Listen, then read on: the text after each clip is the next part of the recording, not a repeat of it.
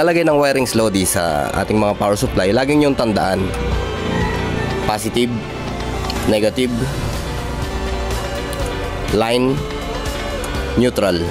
Pag ang power supply nyo Lodi ay mayroong static, halimbawa na idikit kayo o kahit sa paggagamitan nyo, halimbawa base radio man yan o portable radio, kung halimbawa man may idikit kayo at mayroon siyang static, pwede kayong maglagay ng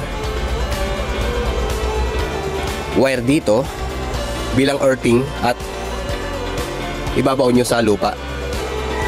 Yan, para maiwasan yung static o yung bahagyang kuryente o pagsundot.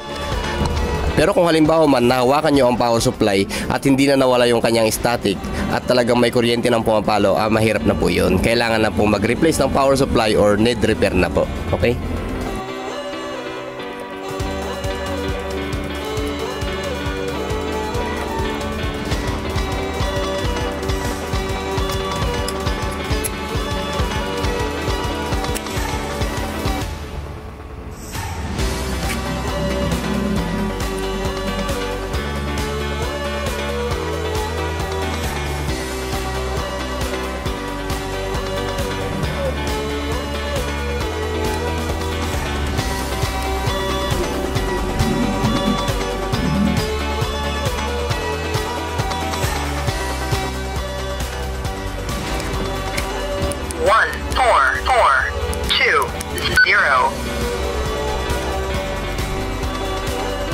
Sir, tama raw.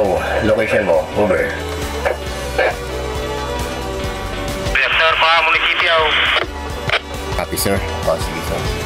Kailan kayo matatapos dyan, sir? Good.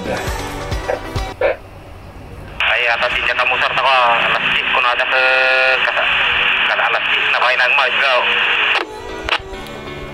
Copy, sir. Sige, sir. Walang problema. At mamaya-maya pa naman din.